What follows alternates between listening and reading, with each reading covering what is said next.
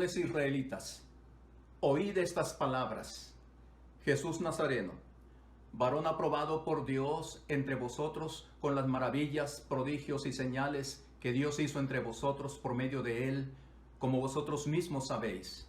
A este, entregado por el determinado consejo y anticipado conocimiento de Dios, prendisteis y matasteis por manos de inicuos, crucificándole, al cual Dios levantó, sueltos los dolores de la muerte, por cuanto era imposible que fuese retenido por ella. El Señor Jesús ha resucitado, verdaderamente ha resucitado. La importancia que la resurrección de Cristo tiene para la fe cristiana es vital. Ella es el fundamento del edificio de la cristiandad. Si la resurrección de Cristo no es verdad, se derrumba este edificio. Esto es lo que Pablo está diciendo cuando escribe su primera carta a los Corintios.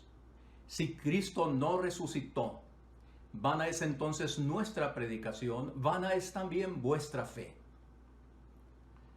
¿Por qué muchas personas rechazan el cristianismo y niegan toda idea de una trascendencia humana, pensando que todo lo que existe aquí es lo único y no hay nada más allá? Por su escepticismo, que duda de la verdad sobre lo que contiene la Biblia, particularmente la inclusión de historias que consideran increíbles e inaceptables, como los muchos milagros que se narran en ella, pues no se ajustan al proceso lógico del razonamiento humano. Aún, muchos que se identifican como cristianos dan lugar a este tipo de dudas, afectados por las corrientes liberales teológicas, que también rechazan la veracidad de tales eventos milagrosos, incluida naturalmente la resurrección históricamente física del Señor Jesús.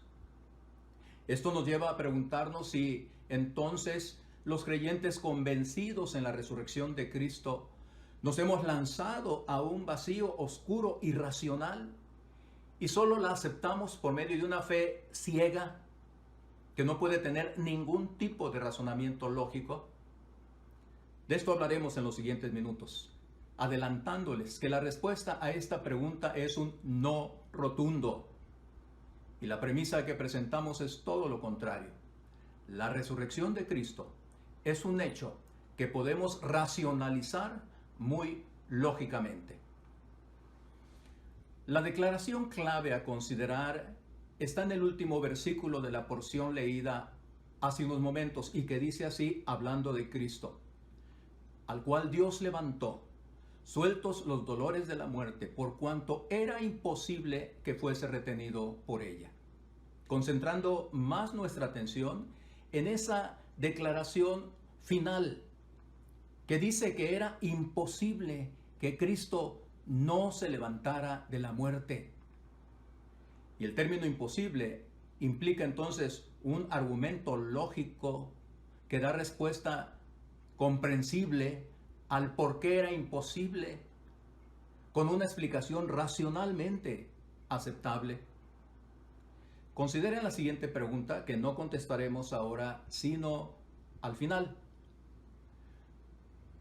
¿Puede crear Dios la piedra más grande y la más pesada del universo que al mismo tiempo Él no la pueda cargar? Repito la pregunta. ¿Puede Dios crear la piedra más grande, a la vez la más pesada del universo, y que por lo mismo Él no la pueda cargar? Mantengan esta pregunta ahí en su mente para contestarla al final de esta exposición, aunque seguramente algunos están ya tratando de contestarla. En cambio, si contestemos ahora mismo las dos preguntas siguientes. ¿Podemos calibrar la presión del aire de las llantas de un vehículo con un termómetro? Claro que no es nuestra respuesta inmediata y correcta. ¿Por qué no? Todos sabemos las razones de por qué decimos que no. ¿Podemos medir la temperatura del clima con un calibrador? Tampoco. ¿Por qué? Por la misma respuesta que damos a la pregunta que acabamos de hacer. Entonces, ¿el problema está en los instrumentos utilizados? ¿El calibrador y el termómetro? Claro que no.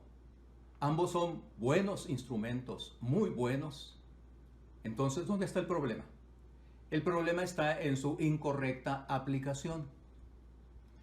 Es su uso equivocado lo que está mal y que lo hace sin sentido e irracional. ¿Qué pensaríamos nosotros de una persona actuando de esta manera? La vemos inclinada en su vehículo, tratando de checar el aire de las llantas, pero con un termómetro. O la persona de pie, levantando un calibrador en el aire, tratando de saber cuál es la temperatura del medio ambiente. ¿Qué diríamos de esas personas? Bueno, para decirlo amablemente, podríamos tratar de disculparlos diciendo que se confundió en el uso correcto de tales instrumentos. O simplemente diríamos que no es una persona que esté cuerda. Pues lo mismo ocurre con relación a nosotros y Dios. Nosotros no podemos entender el ser de Dios de la misma forma que nos entendemos a nosotros mismos y como entendemos al resto de la creación. Las leyes universales que rigen para todo lo creado y las leyes particulares que rigen solo en forma particular, privada, fueron dadas por el propio Creador, por el propio Dios, y fueron dadas para regir al universo, regir a lo creado, pero no para regirlo a Él. Estas leyes son un límite entre Dios y su creación. Dios ya existía desde antes de que Él hubiera dado estas leyes para los seres humanos. Porque una de esas leyes particulares que dio solo al ser humano, por haber sido creado a su imagen y semejanza, es la razón y su uso por medio de las reglas, de la lógica. Para ilustrarlo un poco mejor, vamos a usar una comparación, pero con mucho cuidado. Y tengo que reiterarlo, con mucho cuidado y pedir que no caigamos en conclusiones precipitadas al usar esta comparación. ¿Cuál es esta? Bueno, preguntémonos, ¿cuál es la lógica usada en la ciencia ficción? Que tanto gusta no solo a niños y jóvenes, sino también a una gran cantidad de adultos. La lógica usada ahí es el pasar de un plano a otro en el uso y la aplicación de nuestro razonamiento lógico. De tal manera que entonces lo irrazonable se vuelve razonable, lo incomprensible se vuelve comprensible y lo ilógico, lógico. Ilustrémoslo un poco más. Pensemos en los famosos superhéroes de la ciencia ficción. Mencionamos solamente a dos de ellos, que son los clásicos, Superman y Batman. Pero ustedes saben que hay una lista interminable de muchos otros. Y también a esa lista podríamos agregar los incontables antiguos y nuevos personajes infantiles mágicos. Cuando nosotros vemos las películas y las series de estos personajes, ¿por qué no nos parece descabellado, imposible e ilógico verlos volar a velocidades impensables y llegar en un abrir y cerrar de ojos de un lugar a otro tan distante, atravesar paredes de piedra o incluso de acero sin que sufran el menor daño, caer desde alturas muy elevadas al piso y levantarse como si nada, y hacer muchas otras cosas semejantes? ¿Por qué nos parece tan natural en ellos? Claro, por los poderes que tienen. Incluso cuando somos atrapados por la intensidad de las acciones, estamos ya esperando sus reacciones extraordinarias. Y cuando se dan estas, las vemos con tanta naturalidad y lógica, porque estamos en el plano de la ciencia ficción. Debemos seguir un razonamiento similar cuando nos situamos en el plano de Dios, cuando hablamos de Dios. Por el estudio revelado en las Escrituras, conocemos algunos de sus atributos, como su omnisciencia, Él todo lo sabe, su omnipresencia, Él está en todo lugar, su omnipotencia, Él todo lo puede, su infinitud y su eternidad, entre otros atributos más que la Biblia nos revela. Por lo que entonces nos parecen tan razonables y lógicos todos sus hechos portentosos. Las narraciones en la Biblia como la creación de todo lo que existe de la nada, solo por la poderosa palabra de Dios. La historia de las aguas divididas para que pasara el pueblo de Israel huyendo de los egipcios. El pan que caía del cielo para alimentar al pueblo hambriento durante 40 años. El agua que brotó de una roca para impedir que murieran de sed. La concepción virginal de una mujer. La doble naturaleza de Cristo. La multiplicación de los panes y los peces. El caminar sobre las aguas sin hundirse. El sanar enfermedades incurables hasta la fecha presente. Hablar de la sangre de Cristo que limpia de pecados. La resurrección de entre los muertos, etc. Cuando entramos en el plano de lo que Dios es y puede hacer, entonces nuestra razón y lógica acepta todo esto con toda naturalidad. Déjenme ilustrarlo de otra forma. Nosotros aceptamos y creemos sin dudarlo en el conocimiento y las habilidades de los especialistas en sus áreas profesionales, en sus oficios y en sus tareas.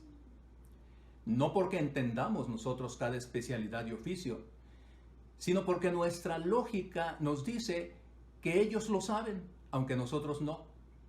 Y entonces depositamos en sus manos todas las cosas de nuestra vida, aún nuestra propia salud, nuestra propia vida, en una muy peligrosa cirugía médica. Claro, con cierto temor, pero finalmente confiados. No entendemos cómo lo saben ellos. No entendemos cómo lo hacen los especialistas, pero nuestra lógica nos tranquiliza diciéndonos que confiemos en su conocimiento, en su experiencia, en su pericia y en los éxitos que han tenido anteriormente. Por ello, definitivamente tenemos que decir que la razón no está en contra de la fe, como la ciencia tampoco. Ni la fe es ciega, como muchos lo pregonan. De hecho, la fe cristiana en un Dios todopoderoso, infinito y eterno, sabio y perfecto, creador de todo lo que existe, y en Jesucristo, el Hijo de Dios, que vino a buscar, a salvar y a transformar, es la revelación más racional que podemos escuchar, entender, aceptar y disfrutar. Porque, pregunto, ¿qué es más lógico y racional?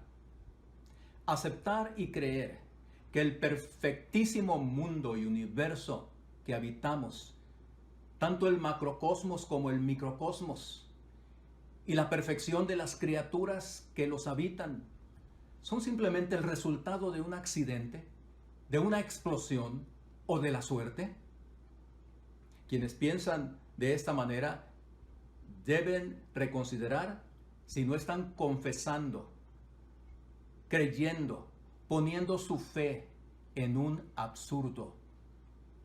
¿No les parece más lógico pensar que toda esta perfección y hermosura que hay en el universo entero sea el resultado de una mente creadora, perfecta, sabia, todopoderosa, que los cristianos llamamos Dios. No solo por la revelación que encontramos en las Escrituras, sino cuando vemos precisamente la perfección que hay en el universo mismo. Bueno, dije que tendríamos mucho cuidado al usar la comparación de los famosísimos superhéroes. Y ahora debo explicar el por qué. Porque tales personajes son un mito. Y entonces, algunos muy equivocadamente podrían pensar que la historia divina de la creación del universo y la redención en Cristo también son fábulas. El argumento para esto son las pruebas intangibles y completamente improbables, por un lado, de los seres mitológicos, y por el otro, las incontables pruebas tangibles de los millones y millones de personas que han experimentado realmente la presencia de Dios en el mundo y en sus vidas, produciéndose en ellas un cambio radical, totalmente opuesto a lo que eran antes y vivían.